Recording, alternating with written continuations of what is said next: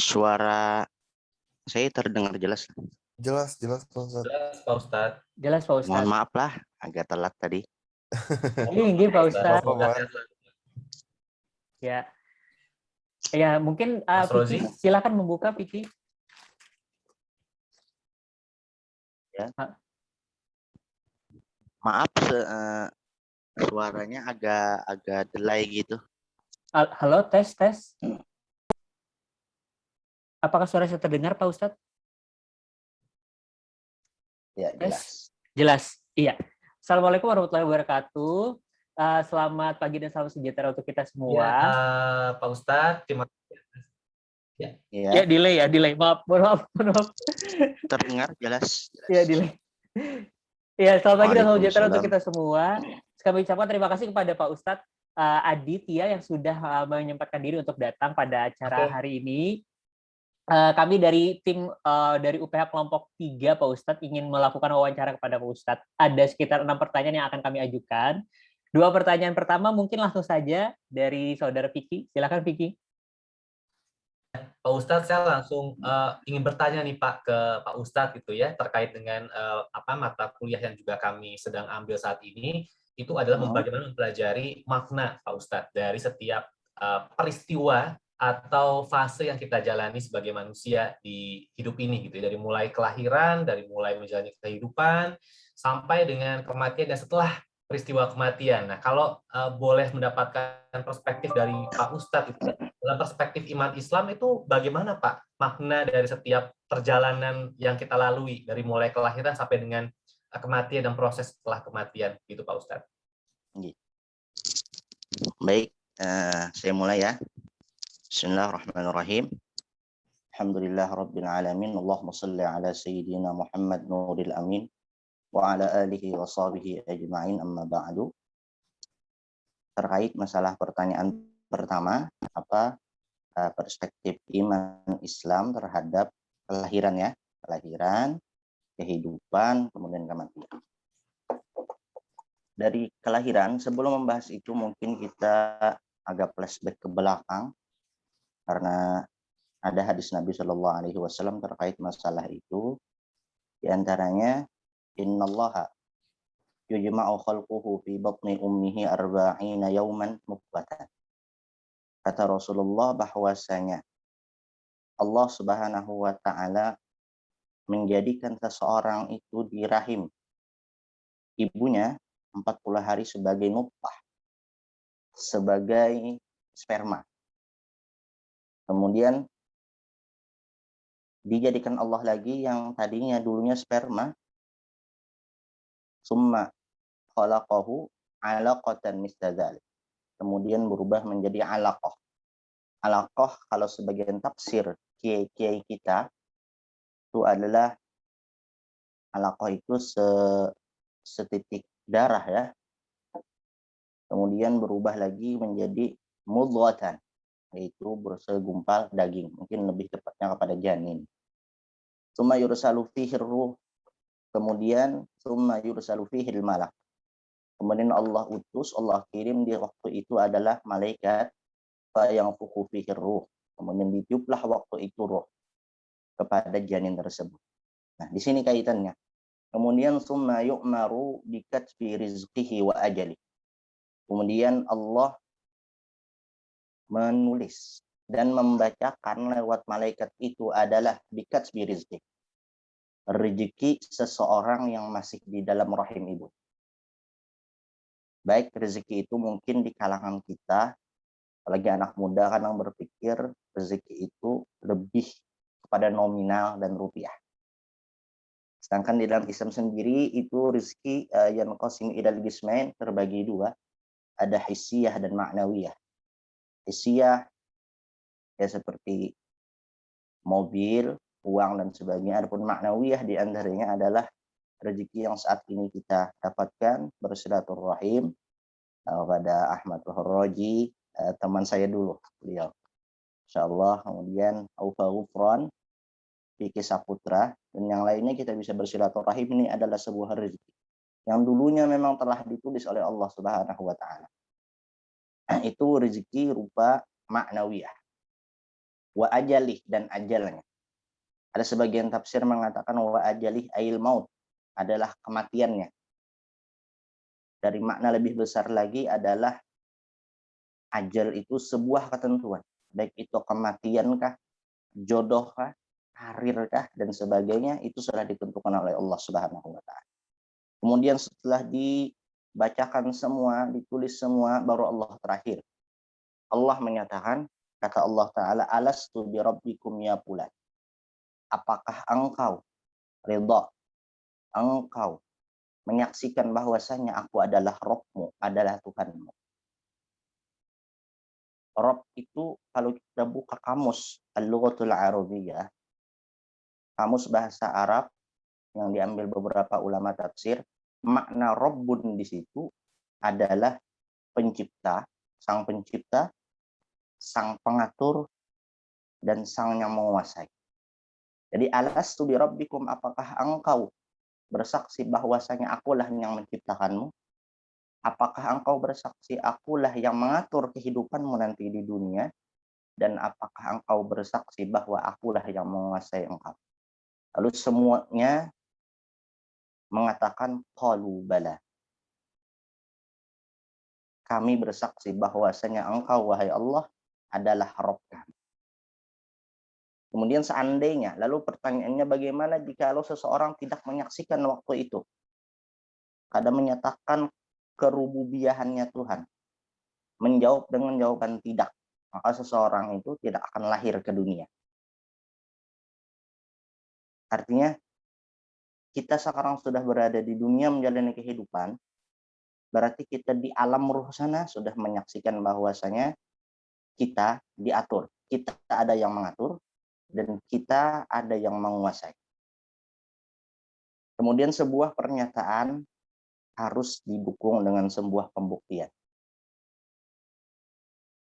Karena kalau pernyataan tanpa ada sebuah pembuktian, burung pun bisa membuat sebuah pernyataan.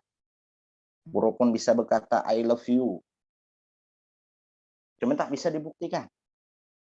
Kalau seorang anak muda lagi berkasih cinta, kadang perempuan itu menuntut bukti. Apa buktinya cinta kepada saya? Di antaranya berani ngelamar, ya kan? Berani memperjuangkan. Nah, Tuhan seperti itu. Tuhan meminta apa buktinya? Lalulah lahirlah kita ke dunia. Proses pembuktian apakah kesaksian kita itu benar atau tidak. Proses pengujian seberapa tahannya pernyataan kita setelah masuk ke dunia, yang dikatakan ini dunia ad-dunya darul balwa. Makanya dikatakan ulama dunia itu adalah medannya ujian. Ujian apa? Ujian kesaksian kita. Apakah kita selama di dunia masih tetap memegang bahwasanya Allah yang mengatur hidup kita? Apakah kita hidup di dunia masih memegang bahwasanya Allah yang menguasai kita? Perjalanan dunia ini adalah tantangan. Adalah tempat darul balwa, tempat ujian dari sebuah pernyataan kita tersebut. Contoh, kita ambil satu sampel rezeki umpamanya. Rezeki itu Mas Ahmad Bahar-Raji sudah ditulis waktu itu rezekinya 20 triliun. Misal ya, setelah di dunia menghadapi perjalanan hidup, apakah nantinya ridho dengan rezeki tersebut atau tidak? Ada kalanya kita menerima rezeki yang banyak, mungkin bisa syukur. Cuma manakala kita menerima rezeki yang kita anggap kurang menurut pemikiran kita, apakah kita bisa sabar? Jadi manakala perjalanan hidup itu sesuai yang tertulis, yang ditulis dijanjikan Allah adalah kenikmatan, maka kita berkewajiban untuk mensyukurinya. Apabila perjalanan itu kita anggap ada sebuah cobaan yang kita karena kedangkalan ilmu dan cara berpikir kita, kadang kita itu menganggap itu adalah sebuah bala, sebuah musibah, maka kita dituntut untuk bersabar. Bersabar dalam hal apa? Bersabar dalam hal mencari hikmah di balik peristiwa tersebut. Misal kita jatuh, 2 hari yang lalu kita jatuh dari tangga. Kemudian waktu itu kita dituntut sabar. Sabar bukan berarti aku sabar. Enggak. Sabar untuk mencari apa hikmah dari Allah dari aku jatuh kemarin. Dicari dengan pemikiran kita yang pada akhirnya, misal, lalu setelah 2 hari yang lalu kita jatuh, luka, lalu kita tanpa menyadari buka YouTube, ada mendengar potongan ceramah yang bahwasanya setiap kesusahan yang diterima orang mukmin sekecil apapun, hatta tertusuk duri, itu menggugurkan kafaratus sayyi'ah wal khati'ah, menggugurkan dosa-dosanya yang lalu. Lalu kita dapat, oh ini berarti hikmah kemarin yang aku dapat daripada aku jatuh dari tangga. Nah, maka para seketika itu yang dulunya kita sabar mencari kenikmat, mencari rahasia dari sebuah tragedi jatuh itu berubah menjadi syukur adanya. Makanya inilah dikatakan oleh Rasulullah, ajaban li amrin mu'min. Sungguh ajaib, sungguh aneh perkaranya orang beriman. Apa? Idza asabahu sarra'u syakara. Apabila orang beriman ditimpa akan kenikmatan, mereka syukur. Wa idza asabahu dharra'u sabara. Apabila orang beriman ditimpa dengan kemudaratan, mereka sabar. Sabar mencari hikmah di dalamnya. Karena prinsip di dalam Islam al-bala huwa ni'mah. Bermula adalah bala, sebenarnya kenikmatan yang dibungkus oleh rasa sakit. Itu cara pandang khususnya dalam pandangan orang-orang di dunia sufi. Cara pandangan orang-orang Islam yang ke sufi itu seperti itu dalam memandang sebuah kehidupan. Ada dunia darul balwa. Dunia, perjalanan hidup adalah tempat ujian. Ujian apa? Ujian apakah kita benar menyaksikan Tuhan sebagai Allah itu Tuhan kita. Maksudnya Allah yang mengatur kita, Allah yang menguasai kita, dan Allah tempat bergantung hajat-hajat kita. Kemudian sampai pada akhirnya bertemu dengan kematian. Kematian adalah sebuah kepastian ya, sebuah kepastian. Quran menyatakan fa idza jaa ajaluhum la yastakhiruna sa'atan wa la yastaqdim. Apabila sudah tiba ajalnya, maka tidak bisa diundur sedikit pun dan tidak bisa dimajukan. Jadi sebuah kepastian baik itu waktunya, tempatnya, dan kaifiyah. Kaifiyah itu cara matinya. Jadi tempatnya sudah ditentukan sebagaimana Sayyiduna Khalid bin Walid yang dikenal dengan Asadullah, singanya Allah, adalah pejuang Islam, sahabatnya Rasulullah. Yang ini Sayyiduna Khalid bin Walid berdoa kepada Allah meminta agar mati di medan perang. Karena Khalid bin Walid mengetahui keistimewaan orang yang mati di laga peperangan. Cuma Allah sudah menentukan matinya Khalid bin Walid di atas kasurnya sendiri. Yang sudah ditentukan adalah waktunya, tempatnya, dan cara matinya. Pernah di dalam tafsir diceritakan, mungkin saya manggilnya kawan-kawan aja ya, karena kita seumuran lah. Kawan-kawan gini, di dalam tafsir itu menceritakan cerita Nabiullah Sulaiman alaihissalam. Nabiullah Sulaiman ini punya mukjizat memahami bahasa seluruh makhluk, hatta bahasa burung. Dan beliau punya santri bukan hanya dari kalangan manusia, bahkan dari kalangan jin sekalipun. Jadi waktu majelisnya waktu mengajar Nabi Allah Sulaiman, ada orang terdekat Nabi Allah Sulaiman yang duduk di samping.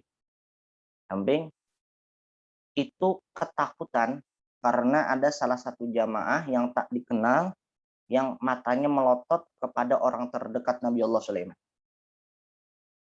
Sampai pada akhirnya selesai pengajian, orang tuh masih ngelotot aja matanya. Jadi orang terdekat Nabi Allah Sulaiman ini takut.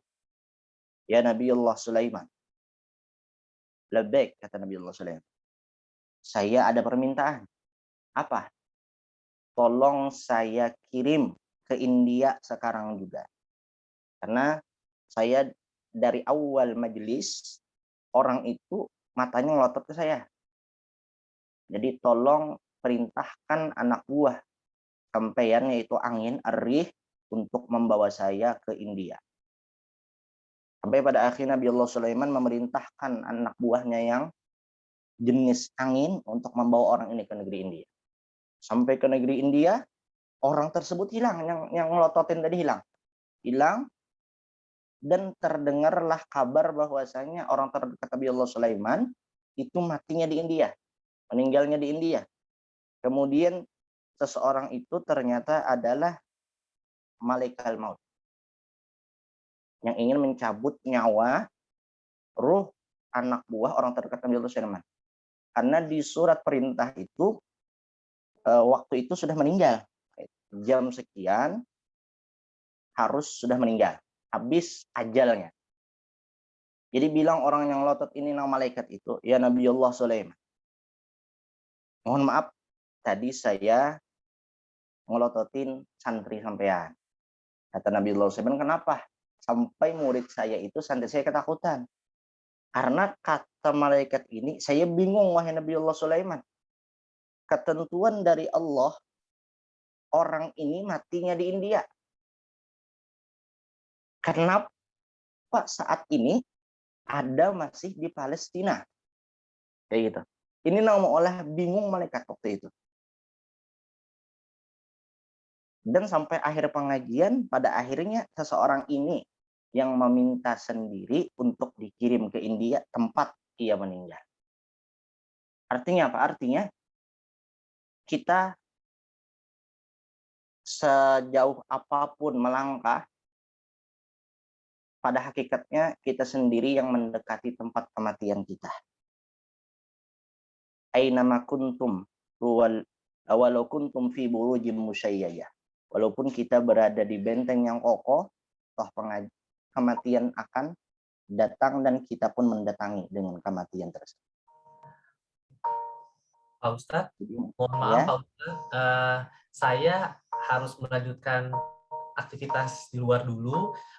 Pertanyaannya akan dilanjutkan Pak Ustadz, karena kami bagi-bagi pertanyaan untuk sesi yang berikutnya, pertanyaan berikutnya dengan Mas Ova dan juga Pak Rozi. Mohon maaf saya agak mohon izin untuk silam sebentar Pak Ustadz, nanti saya akan menyaksikan rekamannya ya Pak Ustadz. Terima kasih Pak Ustadz. Assalamualaikum teman-teman. Waalaikumsalam warahmatullahi wabarakatuh. Waalaikumsalam warahmatullahi wabarakatuh. Iya, Pak Ustadz, mungkin karena sudah mau sholat Jumat, kita ke pertanyaan kedua, Pak Ustadz. Ya. Ya, Pak Ustadz, ini mau bertanya terkait hubungan. Jadi konsep hubungan manusia dengan Tuhan, manusia dengan sesama manusia, dan manusia dengan makhluk hidup lainnya di dalam Islam. Kira-kira seperti apa, Pak Ustadz? Terima kasih, Pak Ustadz. Ya, sama-sama. Hubungan antar manusia sama Tuhan. Di kalimatnya mungkin dikatakan hablum minallah ya, hablum minallah dan hablum minan nas. Hubungan kita sesama manusia.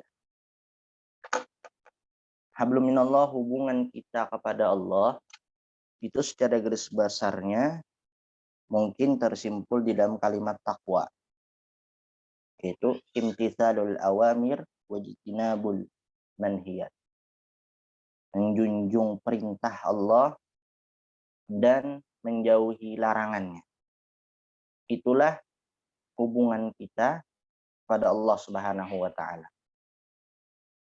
Yang mana jikalau apa yang diwajibkan oleh Allah Subhanahu wa taala kita bisa lakukan, dengan semampu kita. Kata-kata gitu. Manis tato'a. Ada di Quran itu, wattaqullaha manistata'tum. Wattaqullaha mastata'tum. Takwalah kalian mastata'tum, semampu kalian. Kenapa jadi ada kata-kata semampu kalian? Karena dari situ menjadi barometer. Tolak ukur hubungan seorang hamba kepada Tuhan. Si Fulan, si A, si Budi, misal. Dalam hidupnya, ia rajin mengerjakan ibadah-ibadah yang wajib, bahkan ibadah-ibadah yang sunnah. Adapun si Andi, cuma mengerjakan ibadah yang wajib. Artinya itu menjadi tolak ukur antara si Budi dan si Andi. Si Budi ini hubungannya dengan Allah jauh lebih romantis dibanding si Andi hubungannya dengan Allah. Karena si Budi selain daripada kewajibannya, kemudian ditambah yang sunnah-sunnahnya. Itu kalau mau kita sendiri mengukur bagaimana hubungan kita dengan Allah. Kemudian ada Mas Roji ya, ulama itu membagi jenis manusia berdasarkan kedekatannya dengan Tuhan. Ada dikatakan dengan awam, yaitu condong orang yang awam ini hubungannya dengan Allah tidak lebih daripada sebuah bisnis. Misal, kenapa jadi suka membaca surah Waqiah? Karena kata Nabi, barang siapa yang melazimkan membaca surah Waqiah itu rezekinya akan dipermudah Tuhan. Lalu membaca seseorang yang awam tadi karena supaya rezekinya mudah. Nah ini menurut kalangan para ulama tidak lebih seperti sebuah bisnis. Ada feedbacknya ke kita lah. Ada feedbacknya ke kita. Ada tingkatan yang di atas daripada awam, yaitu tingkatan orang-orang muqarrabin. Mereka ini berhubungan dengan Tuhan bukan hanya sebatas bisnis, tapi berhubungan dengan Tuhan sebagaimana hubungan seseorang yang mencintai kepada orang yang dicintai. Jadi dasar ibadahnya itu karena cinta. Terlepas ia mau mudah rezeki, terlepas ia mau kaya, pokoknya ibadah yang dilakukannya murni karena kecintaannya kepada Tuhannya. Sampai dikatakan di dalam sebuah kitab Kunuz Sa'adatul Abadiyah, itu orang-orang yang muqarrabin itu sampai mereka berkata, jikalau orang yang kucintai itu, yakni Allah Ta'ala, berada di neraka, kami pun rela dan ridho masuk neraka. Ini hubungan mereka lawan Tuhan sudah permainan keharmonisan cinta mereka. Beda dengan orang awam, lebih kepada bisnis. Sedekah, ini kan Jumat, sedekah 10.000, ini nunggu balasan ini 1 juta. Nah itu lebih ada feedbacknya. Itu kalau orang-orang awam. Kemudian bagaimana hubungan kita dengan manusia? Kita manusia. Hubungan kita dengan manusia itu pertama, jauh ratusan tahun, bahkan ribuan tahun yang lalu itu Rasulullah SAW sendiri pun sudah mencontohkan bagaimana hablum minan nas. Islam itu tidak membenarkan kita berlaku anarki kepada siapapun. Saya bicara Islam bukan berarti agama lain tidaklah. Kita dari sudut pandang Islam. Bahkan Islam itu memberi pelajaran kepada kita apabila kita masak yang bentuknya kuah atau sayur di hadis Nabi, maka kata Rasulullah, fa'aksir ma'aha, perbanyaklah air kuahnya. Untuk apa? Untuk kita bagikan kepada tetangga-tetangga kita. Nabi mengatakan fa'aksir ma'aha, banyaki air kuahnya, bukan banyaki isi kuahnya, banyaki ayamnya, kikilnya, enggak. Artinya selemah apapun ekonomi kita, selemah apapun status kita, tidak bisa menjadi alasan lantas kita menyakiti orang lain. Sampai azan itu atau majelis ilmu itu harus diatur, jangan sampai tetangga kita terganggu karena aktivitas kita. Padahal itu aktivitas yang spiritual. Saking pentingnya hablum minan nas di dalam kacamata Islam. Bahkan Allah Subhanahu wa taala pun mentolerir sesuatu yang dikarenakan karena kemanusiaan. Di dalam fikih, di dalam hukum fikih kita sholat. Kita sholat kan yang kita hadapi ini adalah Allah. Kemudian waktu sholat ada anak kecil lewat di depan kita yang kalau kita tidak membatalkan sholat kita, maka anak kecil itu akan jatuh ke jurang. Maka di dalam hukum fikih, hukum syariat, kita itu wajib memberhentikan sholat dan menyelamatkan, menarik anak kecil agar tidak gugur ke jurang. Nah, fenomena ini kalau kita lihat satu sisi ini orang sholat menghadap Allah, hablum minallah. Yang satunya hablum minan nas. Maka yang didahulukan pun adalah manusia. Dan Allah tidak cemburu dengan kejadian tersebut. Bahkan di kalangan ulama usul-usul fikih itu dinamakan dengan ada kaidah atau rumusan Mas Roji adalah darul mafasid muqaddamun ala jalbil masalih. Menghindarkan daripada sebuah tragedi kejahatan atau tragedi musibah itu lebih diutamakan daripada sebuah kemaslahatan. Kemudian hubungannya dengan makhluk yang lain bahkan lebih dahsyat lagi. Sampai Islam itu mengharamkan kita untuk membakar semut. Jadi kalau semut itu banyak di rumah, lalu kita sulut dengan api, itu hukumnya makruh. Makruh hukumnya. Tuhan itu membenci. Dan Rasulullah pun tidak suka. Kenapa? Karena kata Rasulullah yang berhak menghukum seseorang dengan api adalah Rabbun Nar, adalah Tuhan sendiri. Kemudian Islam itu digambarkan dengan binatang itu, dengan makhluk yang lain. Kita kadang membaca biografi, mungkinlah biografi, riwayat hidup. Kalau bahasa Islamnya manaqib. Manaqib mulai dari kita di Banjar, manaqib Syekh Muhammad Arsyad Al-Banjari, manaqib Allah yarham guru kita sendiri Muhammad Zaini bin Abdul Ghani, itu wa min ibadatihi atau wa min da'bihi, di antara kebiasaan almarhum guru itu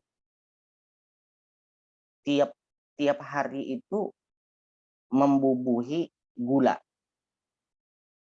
di sudut rumahnya dengan niat bersedekah kepada semut-semut. Oh, ini rahmat yang luar biasa yang harus ada di dalam hati orang-orang muslim. Jadi hubungan dengan Tuhan jalan, hubungan dengan manusia jalan, dan hubungan dengan makhluk lain pun jalan. Mungkin jelas ya. Oke. Terima kasih banyak Pak Ustadz, karena ini sudah mendekati waktu azan sholat Jumat. Kami mohon maaf banget mengganggu waktu Pak Ustadz di hari Jumat yang mendekati sholat Jumat ini.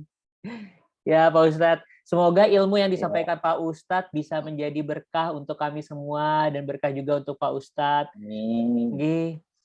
Mungkin Pak Ustadz dalam menutup kegiatan pada siang ini, mohon izin Pak Ustadz mungkin bisa membacakan doa untuk kita semua Pak Ustadz.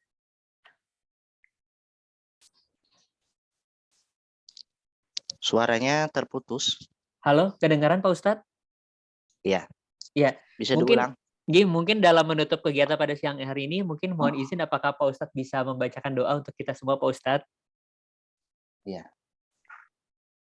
Astagfirullahaladzim ala hadhihi niyah wa ila hadratin Nabi sallallahu alaihi wasallam. Al-Fatihah. Bismillahirrahmanirrahim. Iyyaka na'budu wa iyyaka nasta'in.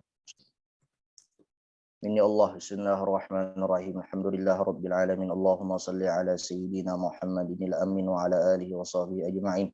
Allahumma bihaqqi man nadak wa bihurmati man da'ak tafaddal ala fuqara'il mu'minina wal mu'minat bil ghina wa ala al-maradil mu'minina wal mu'minat bis shifa wa ala ihya'il mu'minina wal mu'minat bil lutfi wal karam wa ala mautahum bil maghfirati war rahmah wa ala ghurabaihim bir raddi ila awtanihim salimin bihaqqi nabiyyika sayyidina Muhammad sallallahu alaihi wasallam. اللهم احفظ أمة سيدنا محمد، اللهم ارحم أمة سيدنا محمد، اللهم عافي أمة سيدنا محمد، اللهم أصلح أمة سيدنا محمد، اللهم فرج عن أمة سيدنا محمد صلى الله عليه وسلم بقدر حبك فيه وبجاهه عندك. فرج عنا ما نحن فيه ولا نسألك رد القضاء بل نسألك اللطف فيه. وصلى الله على سيدنا محمد وعلى آله وصحبه وسلم والحمد لله رب العالمين. Amin ya rabbal alamin. Terima kasih banyak Pak Ustadz, terima kasih banyak teman-teman. Saya mewakili teman-teman saya Pak Ustadz Aufar dan Mas Vicky ucapkan terima kasih pada Ustadz. Semoga di lain waktu kelak kita bisa berjumpa lagi Pak Ustadz dalam majelis ilmu seperti ini. Assalamualaikum Pak Ustadz. Amin.